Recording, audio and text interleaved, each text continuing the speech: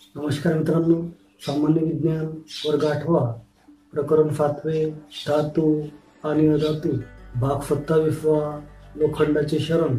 मित्रांनो, सामान्यपणे आपल्या अवतीभोवतीच्या वस्तू गंजत असल्याचे दिसते। लोखंडाच्या वस्तूवर गंज का चढत असेल? लोखंडाच्या गंजण्यासाठी कोणते घटक जबाबदार असतात? त्याचप्रमाणे लोखंडाचे शरण म्हणजे काय? लोखंडाचे गंजणे म्हणजे काय? अशा विविध प्रश्नांची उत्तरे आपण या भागातून घेणार आहे। मित्रांनो, सर्वप्रथम आपण शरण म्हणजे काय ते पाहू। धातूवर हवेतील ऑक्सिजन, आर्द्रता आणि विविध रसायनांची वाफ यांची प्रक्रिया होऊन धातूंची संयुगे तयार होतात आणि धातूंची झीज होते। याला शरण असे म्हणतात। शरणामुळे धातूंची झीज होते। शरणामुळे धातूंच्या वस्तू खराब होतात। शरण ही अत्यंत मंदपणे होणारी एक रासायनिक प्रक्रिया आहे। सामान्यपणे क्रियाशील धातूंचे शरण लवकर होते। लोखंड हा एक क्रियाशील धातू आहे, म्हणून लोखंडाच्या वस्तू गंजतात, म्हणजेच त्यांच्यावर तांबूस रंगाचा थर जमा होतो। यालाच लोखंडाचे शरण असे म्हणतात किंवा यालाच लोखंडाचे गंजणे असे म्हणतात। मग लोखंडावर गंज कसा तयार होतो? लोखंडाचे शरण कसे होते?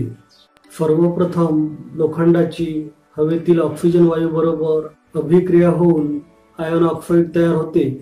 त्यानंतर या आयन ऑक्साईडची हवेतील आर्द्रतेबरोबर अभिक्रिया होऊन तांबूस रंगाचा गंज तयार होतो। यालाच हायड्रेटेड आयन ऑक्साईड असे म्हणतात।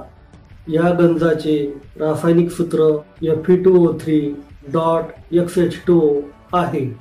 लोखंडाचे हवेतील ऑक्सिजन आणि आर्द्रता यांच्या उपस्थितीत मंदपणे ऑक्सिडीकरण होऊन तांबूस रंगाचा गंज तयार होतो। यालाच लोखंडाचे शरण असे म्हणतात किंवा लोखंडाचे गंजणे असे म्हणतात। म्हणून लोखंडाचे शरण होण्यासाठी ऑक्सिजन आणि आर्द्रता हे दोन्ही घटक आवश्यक असतात। हे विधान आपण पुढील प्रयोगाच्या साहाय्याने पडताळून पाहू। या प्रयोगावर एक प्रश्न सुद्धा विचारलेला आहे। प्रश्न पुढील प्रमाणे आहे। खाली गंजणे ही प्रक्रिया दिली आहे। या क्रियेत तीनही परीक्षा नळ्यांचे निरीक्षण करून खालील प्रश्नांची उत्तरे द्या। मित्रांनो, या प्रश्नाची उत्तरे आपण या भागाच्या शेवटी पाहू। तत्पूर्वी हा प्रयोग नीटपणे समजावून घेऊ। सदर प्रयोगामध्ये 3 परीक्षा नळ्या घेतल्या आहेत।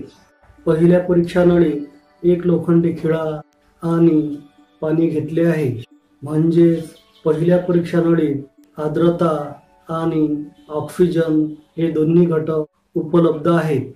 दुसऱ्या परीक्षा नळीत एक लोखंडी खिळा उकळलेल्या पाण्यात बुडवलेला आहे व पाण्याच्या पृष्ठभागावर तेलाचा थर घेतला आहे।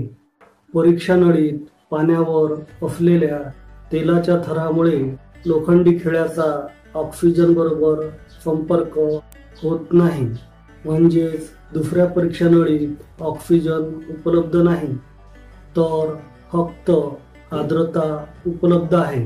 तिसऱ्या परीक्षा नळीत एक लोखंडी खिळा आणि कॅल्शियम क्लोराईडचे काही स्फटिके घेतली आहेत।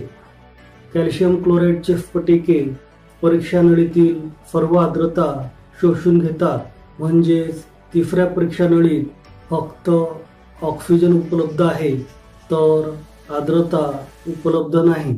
तीनही परीक्षा नळ्यांचे तोंड रबरी गुचाने घट्ट बंद केले आणि काही दिवस तसेच ठेवले।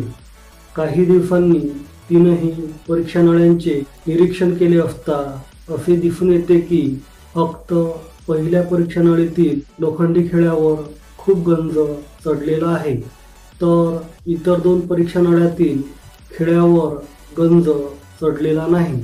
यावरून असे सिद्ध होते की लोखंडाचे शरण होण्यासाठी ऑक्सिजन आणि आर्द्रता हे दोन्ही घटक आवश्यक असतात. आता आपण दिलेल्या प्रश्नांची उत्तरे पाहू. प्रश्न क्रमांक 1. परीक्षा नळी 2 मधील खिळ्यावर गंज का चढला नाही? कारण परीक्षा नळी 2 मधील खिळ्याचा ऑक्सिजन बरोबर संपर्क होत नाही, त्यामुळे खिळ्यावर गंज चढत नाही. प्रश्न क्रमांक 2. परीक्षा नळी 1 मधील खिळ्यावर खूप गंज का चढला असेल?